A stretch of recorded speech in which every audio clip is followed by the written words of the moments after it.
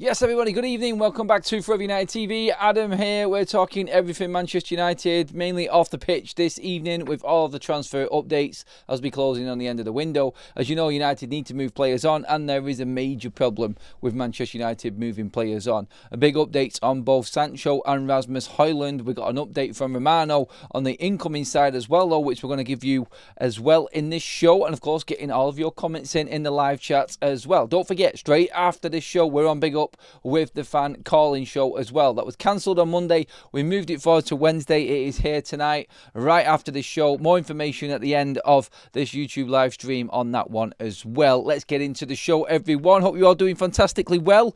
Not much good news for Manchester United again today when it comes to what's happening in the transfer window in terms of outgoings. Positive on the incomings, I think. We'll get to that in a moment and what Romano has said. But when it comes to the outgoings, we have got big problems. If Garnacho's news has just come out right now in telling friends that he's moving to Chelsea. Chelsea have told Garnacho to sit tight. They will make a deal happen. They're very confident that their valuation of Alejandro Garnacho of 25 million is going to come to something. We'll see on that one. But more importantly, let's move on to Rasmus Hojlund and obviously Jadon Sancho. Sancho, first of all, as you can see going across the bottom of your screen there, interesting news that came out earlier on regarding the situation with Jadon Sancho, in that it wasn't so much him. Now, Roma and the manager of Roma have pushed this deal for Jadon Sancho. Leon Bailey is desperately trying to make Jadon Sancho join him over in Roma, which is a crazy story on its own, I know. But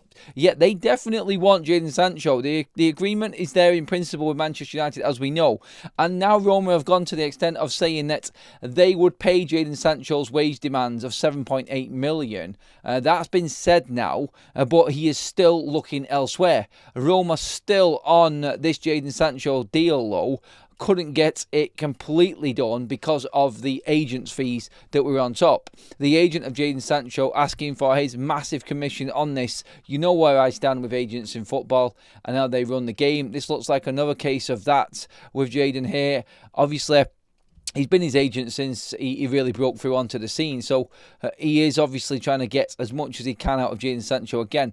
Is this his last big move? Is there more moves in it? I mean, you look at Jadon Sancho's transfer record. I mentioned it in the morning show. His fifth club in as many years. You can imagine how much these fees and these sign-on fees and everything involved in all of these transactions his agent is actually making. When will players realise that they are just being used by agents like this to actually line their own pockets?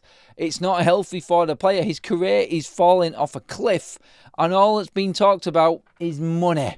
Not one mention of football at all when it comes to Jadon Sancho and what he can do, his attributes, what type of player he is, how he's going to fit into a system, why the manager wants him. No, every single conversation we're having is about the money, and that's all that matters. And when you've got an agent like this driving him as well, and we talk about the representation of players like Garnacho and his brother, Rashford and his brother, and now they're being badly advised by their people and representatives. Another case in point here with Jadon Sancho. And this isn't proven just in Manchester United. It's been clear his whole career.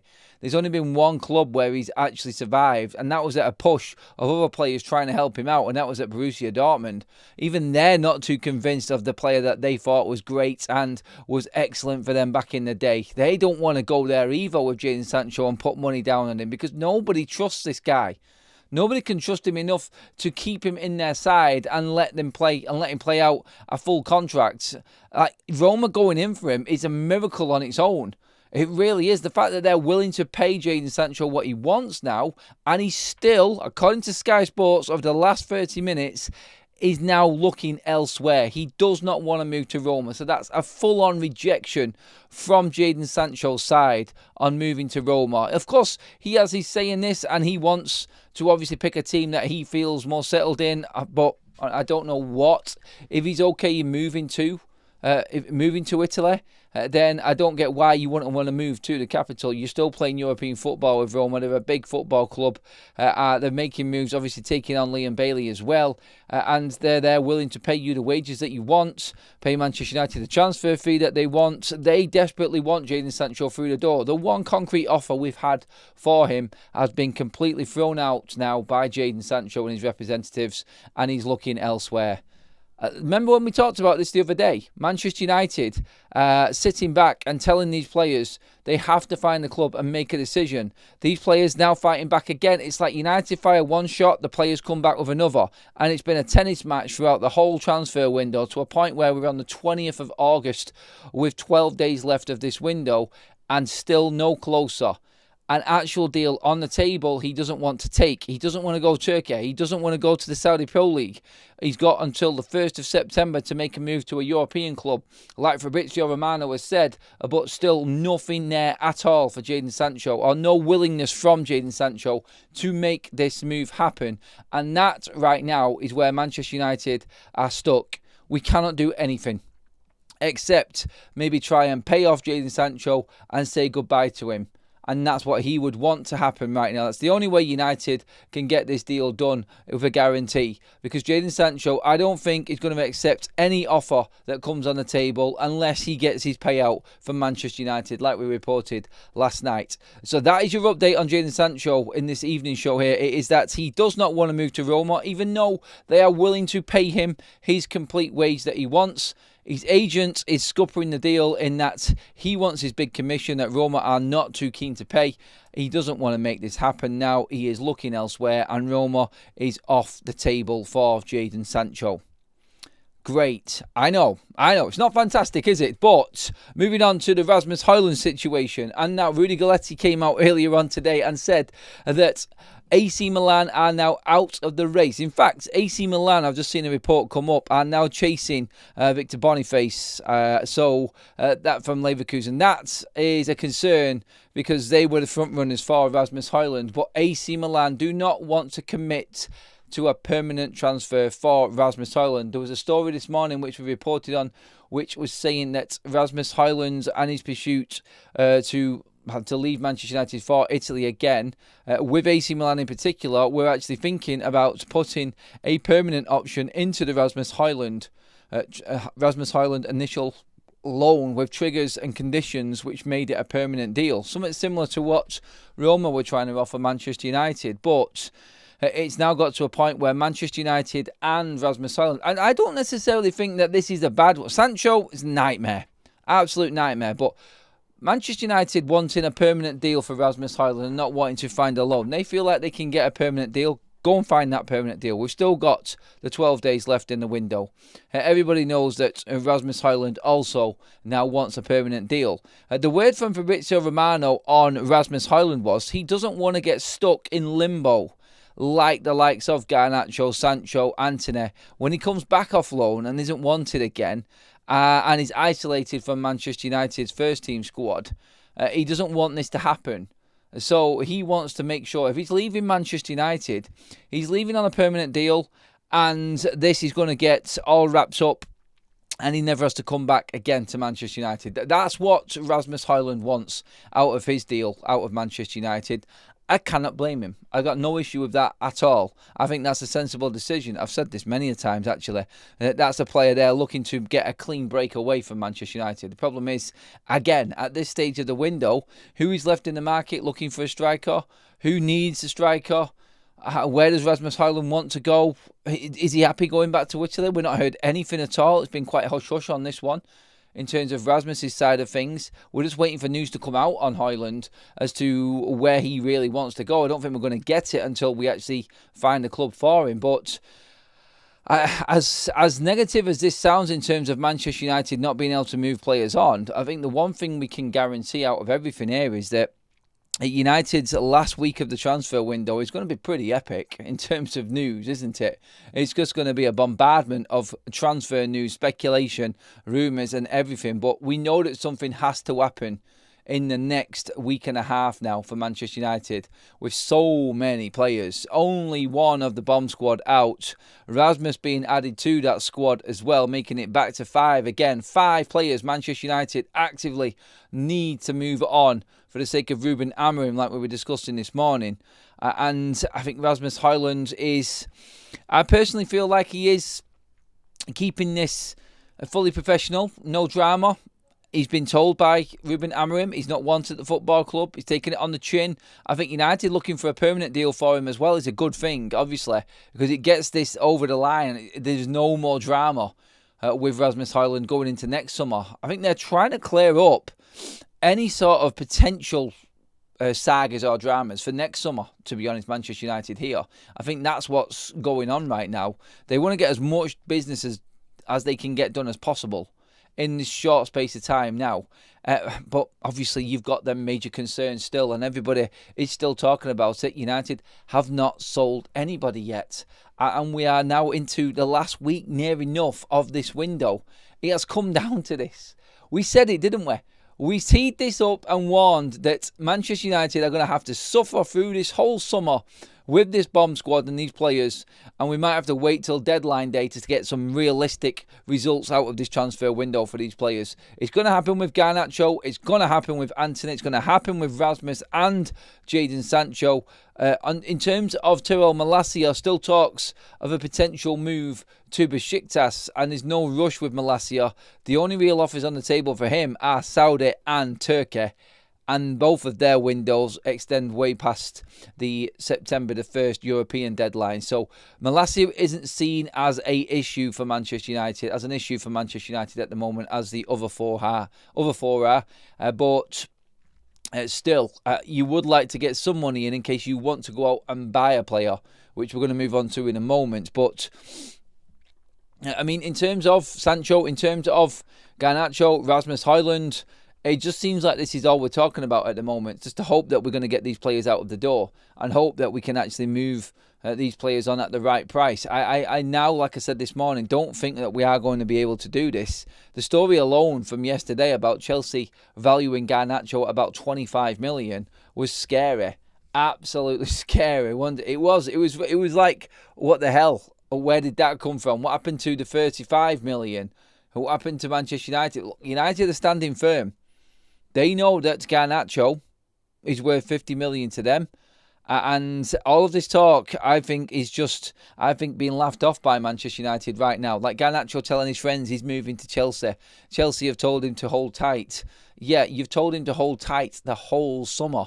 This isn't normal.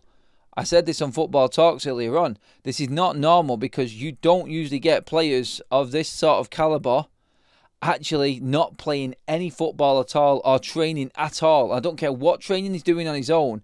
That's not training with a squad. That's not playing proper football. Garnacho is suffering right now. And just like the rest of the bomb squad, they're not playing football. And this, he's not going to be ready, Garnacho. You've got the international break coming up as well in a couple of weeks' time. It's going to have been near enough, what we're talking here, at the end of May. Garnacho is going to have nearly been 3 months without kicking a ball competitively. That is absolutely ridiculous for a 21-year-old with all the potential that he has got. Sancho, you can sort of understand. He's not new to this sort of saga, is he? He knows it. He's worn the T-shirts. He's seen this movie before. But Garnacho is a really strange scenario with that kid. It really is. And I don't feel like Manchester United are bothered too much about it. I think they're happy. I've said this before to Rob, but we still need the money in. And I stand by the fact that Manchester United need to help Ruben out here. They can stand their ground all they want, but Ruben needs these players gone. They cannot come back into this squad. We cannot integrate these players in any good way whatsoever. It's just going to cause massive problems for the club going forward. Anyway, let's get into the comments section. Get your thoughts in, please, everyone. I can see them all piling in right now. Let's talk Sancho and Garnacho. Sorry, Sancho and Rasmus in particular. Is Rasmus Hojlund right in looking for a permanent move? Are Manchester United right at this stage of the window looking for a permanent move for Rasmus Hojlund when there are loan offers there and he's just out of the way? He could become a good player and be more valuable to Manchester United. Is it sensible to do this with Rasmus Hojlund right now? Let me know in the comment section. Talk to me, please, everybody. I don't think Sancho wants to play football or wants to play PlayStation. Gets up when he wants and never rated him. Says Mark. Steven says Sancho has to be on drugs, Adam. That's why he won't go to another club, because of the medical. I don't think that's the case. I think he just wants more money. to be honest. That's how it's always been with Jadon Sancho.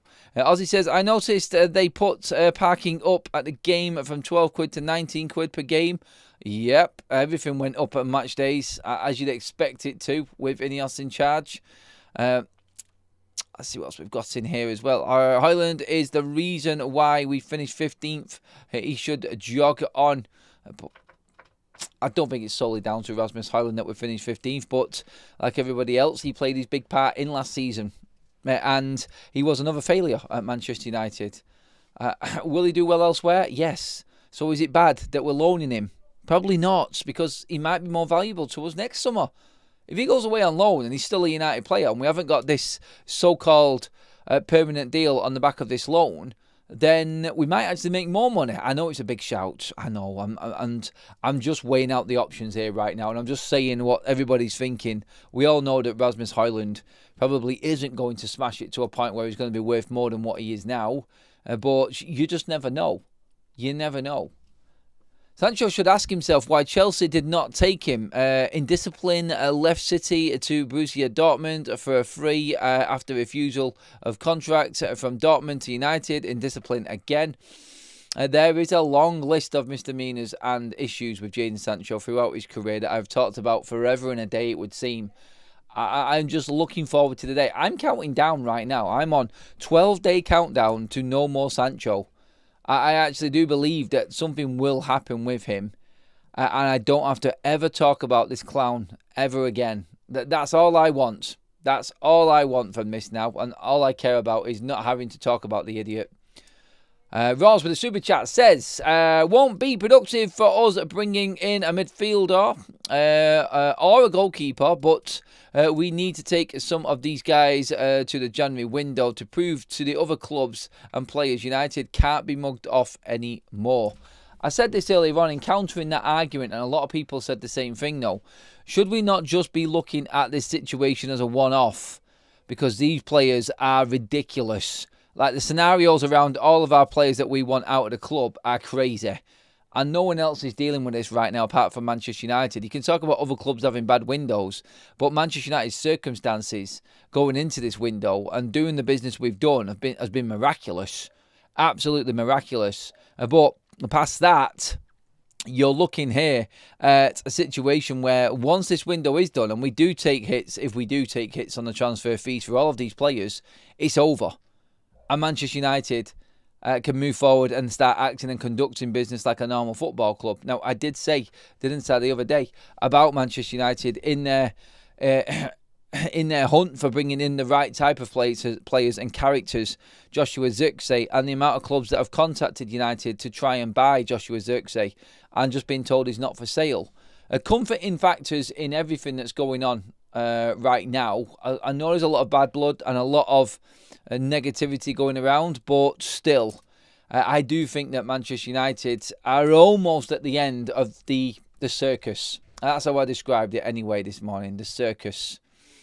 Don't forget, straight after this show, we're moving over to Big Up. Some of the mods will drop the link in the live chat for you as well. I'll pin it up there when it goes in as well, everybody. But we are doing a calling show. So if you want to have your say, if you want to have a rant, you want to vent about Jadon Sancho, Garnacho, Rasmus Hojlund, Antony, any of these bomb squad players, or even to a point, make something of a player coming into Manchester United. By the way, today, Douglas Luiz has now been confirmed as a Nottingham Forest player. It is done. Juventus have made room again. Loan fee with the triggered buy option, which is quite straightforward in terms of appearances for Douglas Luiz. So it's thought that Nottingham Forest have actually got themselves a permanent deal with that one. But more significantly for United, does that mean that Jadon Sancho's preferred choice of football club to go to, which we have always known as, yes, you guessed it, Juventus, and now making room? Are they going to go for Sancho again? We will see, won't we? Is that going to impact anything? But another midfielder United were linked with, and now well and truly off the table for them. So, unpopular opinion, says Corrupt Recordings with a super chat. Thank you, mate. How about Leacher alongside Bruno? No. What the hell? What's that? Come down on me there. Man, things falling off and everything here. But no, I would not take Leach off in midfield. For certain games, he can play CDM, great passer, aggressive, get Baleba next year. No, I don't think so. I think naturally the shape of the system should take the centre-backs into midfield anyway. That's what naturally should be happening in the games, I think, for Manchester United. But no, and never putting anybody out of position. Like, we cannot be doing this. Again, we've got midfielders there. You're going to have to make the most of them. Look, Manchester United and Ruben Amorim decided to go for 3 forwards this summer. So it's up to them to make the most. They would have thought that there is a chance that this would happen this window. And so, Ruben, United, we want to see what you're going to do to counteract not getting the midfielder in potentially right now. On the midfielder, moving on to the good, well, I think it's good news regarding the situation with a gourmet from Seville. That, I think, from what Romano said, and Romano said that Manchester United going for a gourmet, he doesn't know of any other targets or talks Manchester United are having for midfielders right now after Carlos Baleba. But let's see in the coming days what happens with that. So not necessarily shutting down a gourmet at all, but just saying watch the next few days. United are being reportedly looking into other targets after they missed out on Baleba. Some people have actually said online, like, don't be surprised if United go back in for Carlos Baleba. They're not going back in for Carlos Baleba. I can tell you that that deal is now shut down, everybody. So, yeah, don't think anything of them rumours. Unless you hear Ornstein or Romano come out about Baleba, don't believe anything at the moment, because it isn't happening, people. It really isn't happening. Please, by the way, make sure you pop a like on the video. Make sure that you do get subscribing to the channel as well. We're on the march trying to hit that 98,000. We will be doing shirt giveaways at 98,000 subscribers, by the way, everybody. But if you can't wait for that, drop into the description, the link for the retro replica kits and training kits and everything else going on for every other club in Europe is there. And also the QR code on your screen. If you want to scan that, it'll take you straight through. But yeah, in terms of a gourmet from Romano, going back to that, I look at that as still, he's not shutting it down. And now Romano would always come out and say, that's it, it's over. There's nothing in it. He's not necessarily done that. So I feel like we're in a position right now where Manchester United need to really consider the quality of the player that's coming in and say, is he the right man? I've said it so many times, haven't I? Why buy a player that if he isn't going to be the right fit, if he's not going to fit right into that first 11, there's no point in buying him. You might as well wait it out till next summer, because he needs to be coming straight in and impacting the first team. Is a gourmet that? I don't know. I really don't know if that is the case. I've not seen enough of him. I'm only reading reports. I'm only looking into this because his name has been mentioned with Manchester United and we desperately need a midfielder. Could United's name be being used again in this scenario? Of course it could. But I don't see him chasing a new contract. And Spurs have apparently dropped interest in him now. So that, again, could be a sign that obviously there is only Manchester United in for him, and maybe we could work one of them deals that we like to work where we're in full control of it. He doesn't want to go anywhere else. You know the one. There's been 3 of them already this summer. 4 if you count Baleba, but Brighton weren't willing to sell. I did miss something out on the Rasmus Hojlund situation. Sorry about this as well, everybody. But Napoli are giving serious consideration to taking Rasmus Hojlund permanently. Look, Rasmus is not going to leave Manchester United unless he gets a permanent deal. This is going to be very awkward for us going into the rest of this window because I don't know who's going to buy him. But Napoli are, like we said yesterday, giving consideration to Rasmus Hojlund and taking him on a permanent deal. If they want him, he is going to demand that. That's what he wants. And then it comes down to the price. How low are Manchester United willing to go when it comes to Rasmus Hojlund and the value of his transfer? That, I don't think, is going to be a too easy deal for Manchester United to get over the line. If they go down as low as 30 million, they might be able to get this deal over the line. Now, that's a number that's been mentioned by The Athletic several times now as well.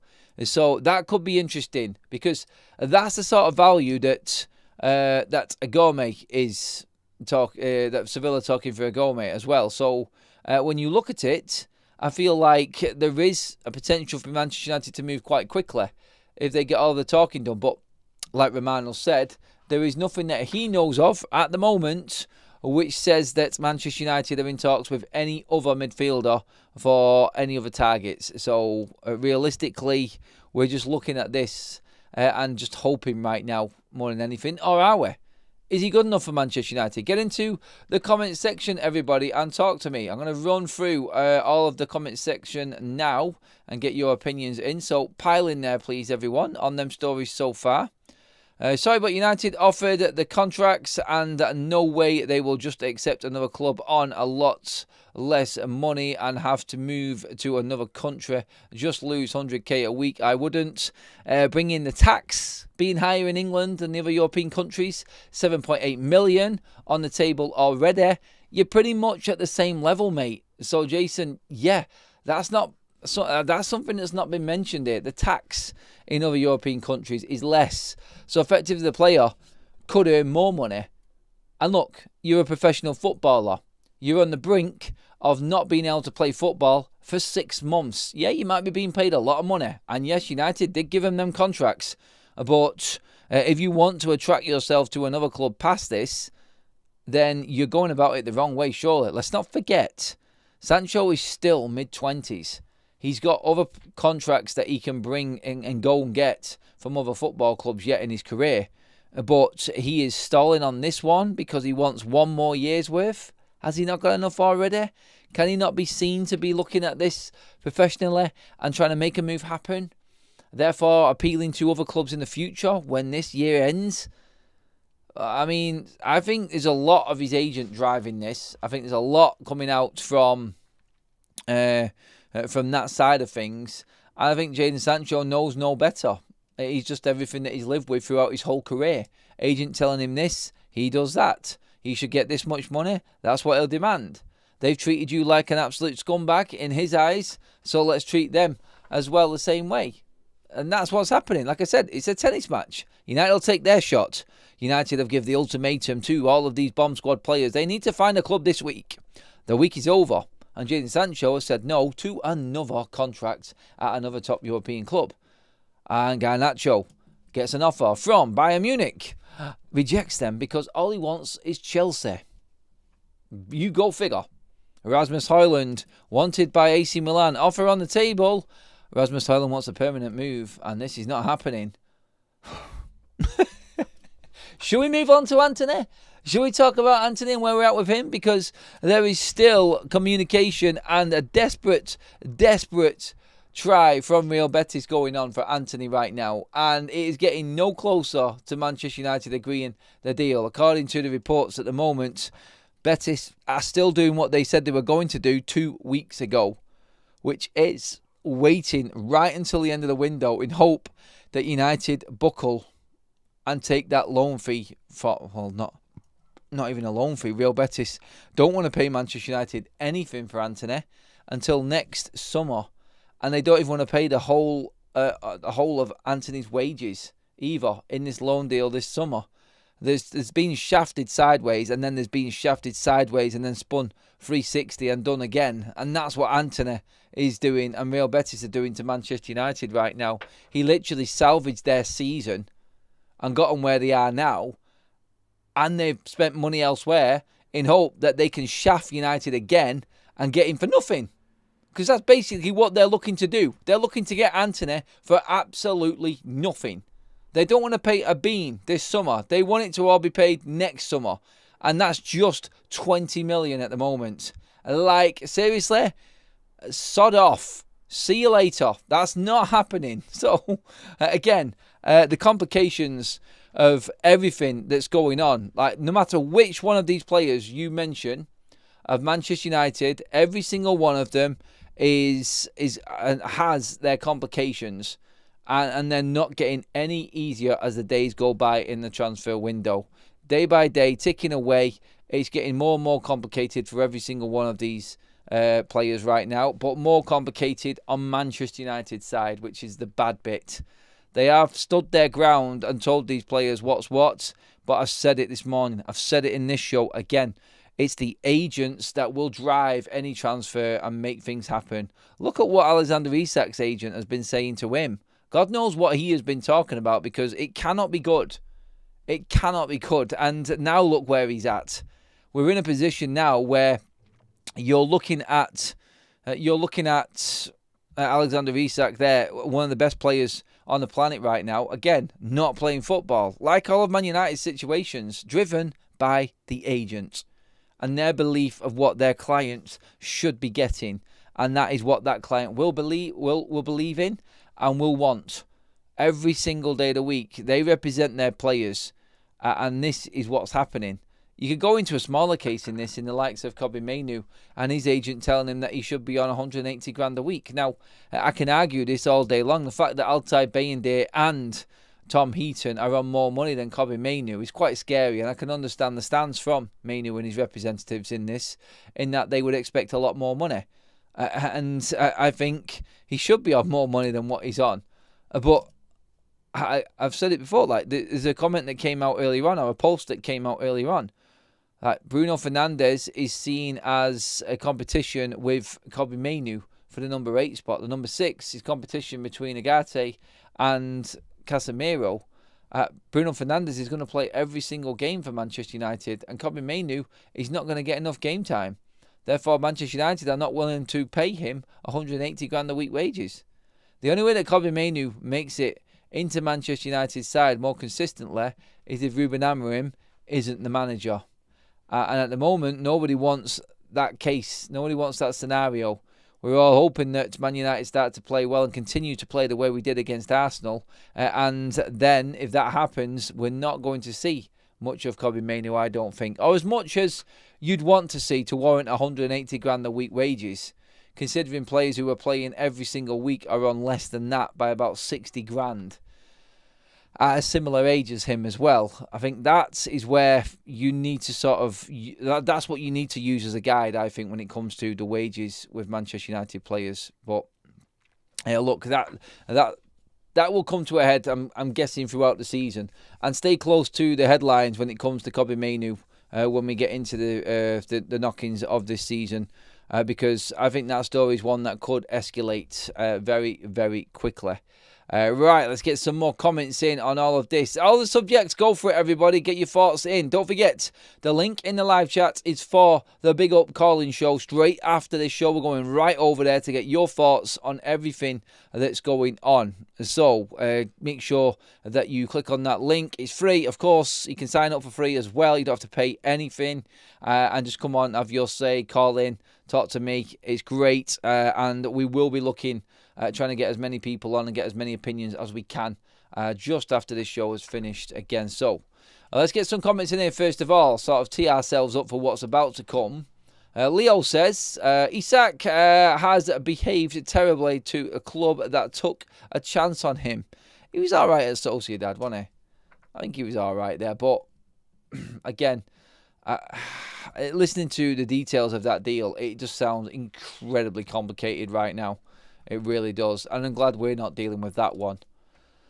Dark Muppet Rise, he says, what a great loan Antony has turned sour.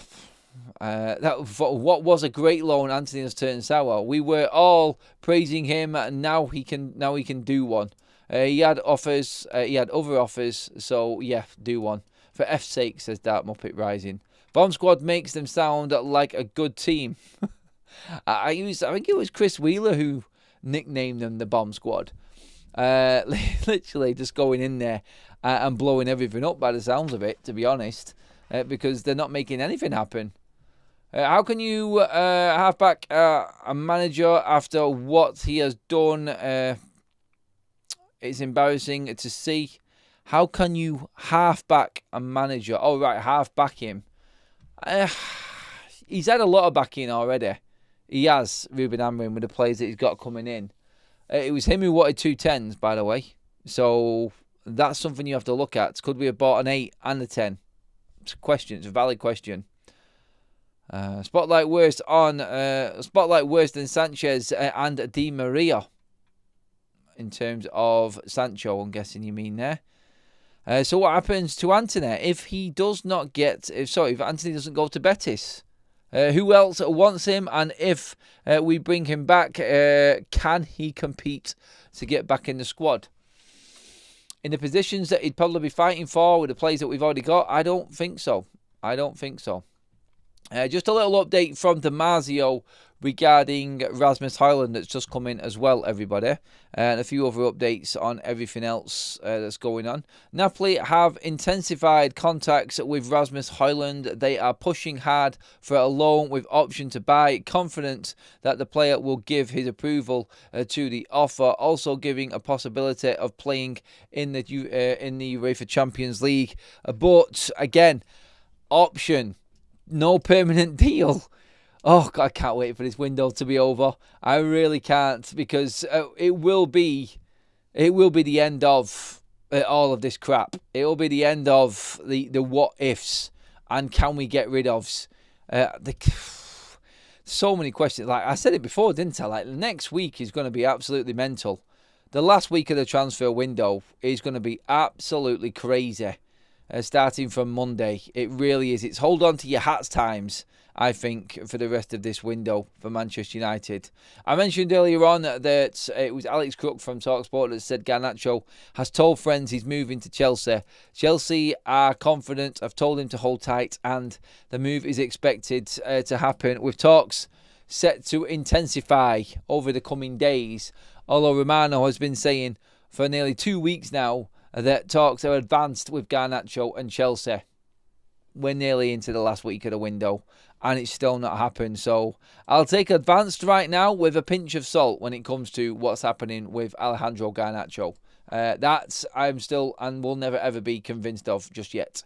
We're almost at 500 likes, which is epic. Cheers everybody yet again. Absolutely loving that.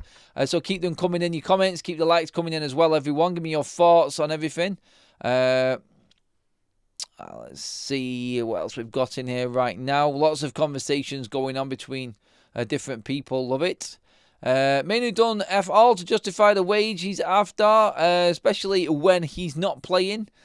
And again, like 180 grand a week for a player that's not going to play that much. He's not going to get it, I don't think. Paul Chin says Mainoo must be demanding high wages, so why hasn't he signed? And every time you see him, his face as long as the back of a bus. Player power, or what United has taught these young players, come back to bite them. I think Paul was saying there, literally, the way that these players have been brought through, it's now coming back to haunt Manchester United, it would seem. Look, I think that's easy to say, isn't it, with everything that's going on at United. But I don't understand how it got to this stage is the big thing. What were they being told? How much power did they have to think that they could demand this sort of contract or demand that they played or come out in public and slight the football club and what's happening and what the manager's doing? I just don't understand how it got to this point with these players. Jonathan says 100,000 subs before the end of the window closes. It's going to be a push. It's a long week next week, I know, but we might be pushing that. We are just around about, just over 2,500 away now from hitting the 100k mark, which is going to be epic. Absolutely buzzing with all the support throughout the window. We've got a bit more to go yet, and then the content is going to move on to another level again. And yes, of course, I asked you all the other day whether we should be doing the watch-alongs as well on the channel. And we are going to be kicking in the watch-alongs for the away game, starting this Sunday against Fulham, everybody. So make sure that you are there. We are also going to be doing a watch-along on Friday for the Chelsea-West Ham game. And so tune into that one. That's going to be on our sister channel, Football Talks. So make sure that you're there for that also. So plenty of action coming your way this weekend. Plenty of content coming your way. So we're expanding and we're doing a bit more. So be ready for it, everybody. And don't forget, straight after this show, we have more content to bring in the call-in show where you can have your say and give your thoughts on everything that we've talked about throughout this week and the previous weeks as well. And so, yes, that was Monday's show that got cancelled because I was at a meeting. We're now moving it forward to tonight. And it's happening as soon as we finish here on Forever United TV here on YouTube. Loads of great comments coming in, really on point, and a lot of people talking sense here about where Manchester United are at. I think there's a big understanding within this Man United fan base right now as to what Manchester United are firstly up against and what is happening right now from other clubs. We are being taken advantage of as a football club by our rivals, and United haven't buckled on it yet.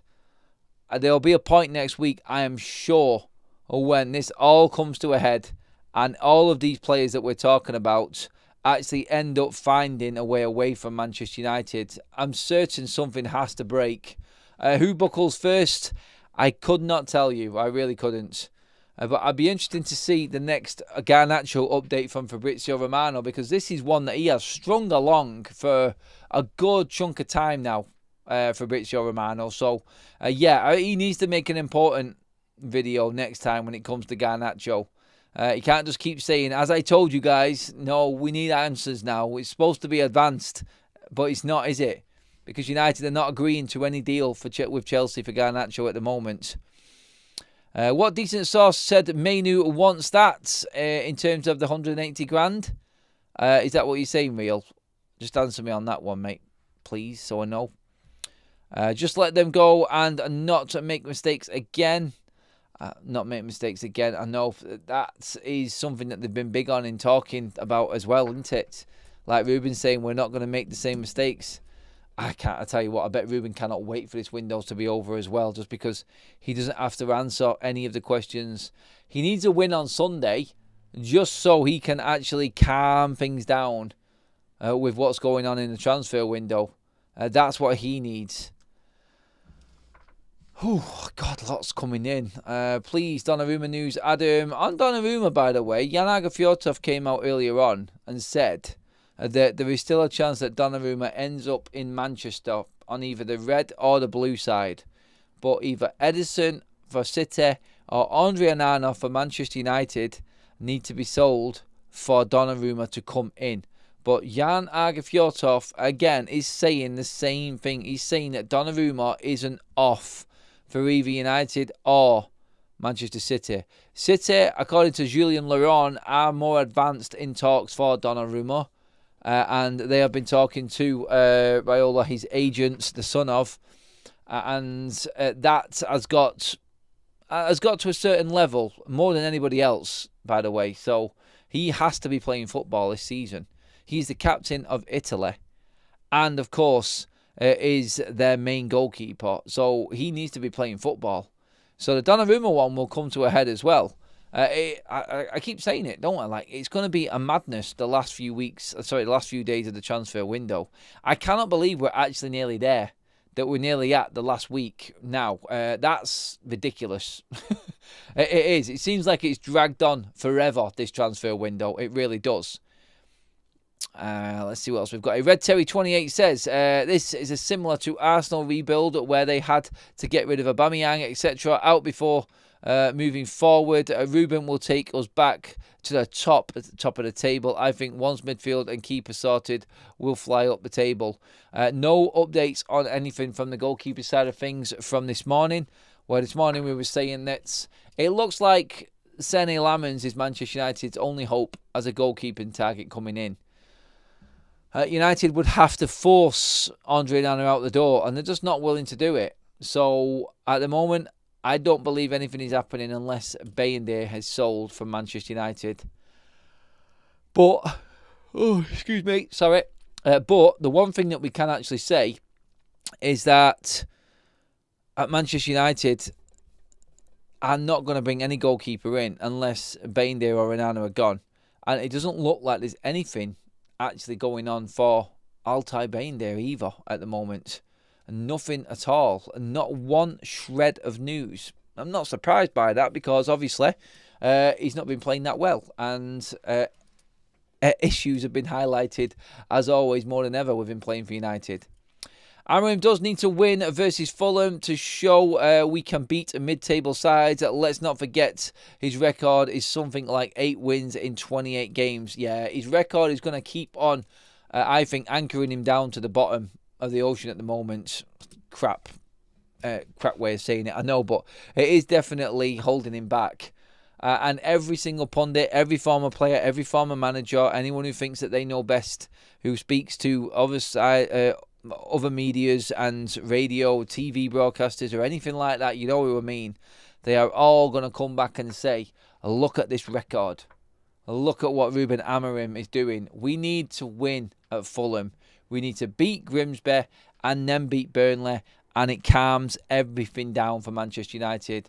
We then head into the end of the window, hopefully with moving on this bomb squad of players and possibly bringing in someone else. We will see, of course, we will see.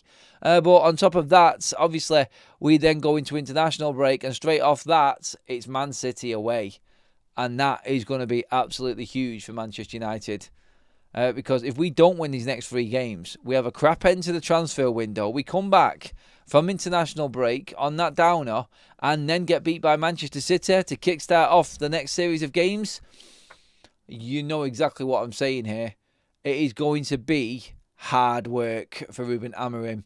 The press conferences, the pressure, everything that Manchester United have worked on through the summer. If we are not winning games against Fulham and Burnley and Grimsby, then expect the avalanche to come if Manchester City beat us. We have to beat mid-table, run-of-the-mill sides. Otherwise, the jury is just going to continue to be out on Ruben Amorim. And I don't want it. I want the best for him. Adam, big up for your information. Thank you very much, Hilvern, on that one. Let's see. So, how is it possible 12 years on that we still haven't addressed our DM frailties? We've tried, but failed. I'm not saying we haven't addressed it. We thought we'd addressed it with certain players. We've had a few midfielders come through the door. And all have failed, it would seem, because Manchester United just haven't done enough. What I would do for a Michael Carrick in this side right now, oh my God, they give me that player. Oh, that would be gold. That is the exact type of player Manchester United need right now. A Michael Carrick holding player who reads the game and can pick off a pass. Now, quickly, again, because we're coming to the end of this show, don't forget we're over on Big Up, and we're going to be continuing all the talk and the chat after that as well. So make sure that you do obviously come over and join us there as well. Now I need to make sure that we're not having the same issue as we did the other night on YouTube, because it seems to be a bit of a buffering setup again. Oh dear, are we having the same YouTube problem again? Oh no, it looks like it's working again. I had a panic then. It all went down the other night and I thought I had just done exactly the same thing. But no. Yeah, we are over on Big Up as well. Agome, again, let's not cancel this out. We're finishing up the show with a bit of a positive. United still looking for another midfielder. We haven't had the result yet of the actual meeting that Sir Jim Ratcliffe has had. Are United going to, and how much are they going to spend on a new midfielder coming in? I haven't got any hope, sadly, for you guys, for the goalkeeper at the moment. I will try and find it and bring you that news. But at the moment, I'm just going to be completely honest and straight down the camera with you. There is nothing on the goalkeeping side of things. And I know, I'm like you, it scares the living hell out of me. It really does. So I'm just praying that something comes about now in the last 10 days. And let's just see if we can get the right decision. But Romano hasn't cancelled out a Gourmet. He hasn't cancelled out Man United looking at another midfielder yet. So let's see what ideas Man United come up with. And then we'll take it from there, obviously. Romano is purely clickbait. He gets a lot right. Come on, you got to give him his chance. Garnacho still has the player power because he is still dictating everything. And that's why he is still here. Because he can't get a move. Let's see what else we've got in here. Keep your comments coming in. Adam, by Donnarumma, sell Garner, Hojlund and hope Sancho leaves and then gets 100 million out of them. 100 million out of them, and then have around 130 million and spend 110 on, is that Baleba? Not Gareth Bale, surely, because it says Bale there. And Baleba with 40 million left to spend or sell. Yeah. Francesca, no, is the answer to that one. I don't think that will ever happen. Not in a million years. We're not playing FIFA, I'm afraid. I get where you're going and I love the hope and optimism in it, but can't see it happening. Right, everybody, please do give the video a like. We've gone way over 600 likes, which is epic, as always. On the evening show, we get a lot of debate going. There hasn't been the best news to give you on the show this evening. It's not been the most upbeat one, but we've had a very productive conversation within the live chat, and we are now going to continue this over into a call-in show on Big Up as well. So more content coming your way, everybody. So get yourselves a cup of tea or a brew, biscuits, coffee, whatever, pint. Well, grab yourself a pint and get over to Big Up. The link is there in the live chat, everybody. Come across there now. Have your say. Dead easy to come on and talk. I'll explain everything over there. But for now, that is it. Mods in the chat, thank you. Excellent job as always. Super chatters, I love that. New members, thank you. New subscribers that have come on the show while we've been live, thank you. Everybody, give the video a like on the way out if you're loving the content. Hit that subscribe button, and I'll see you all over on Big Up in just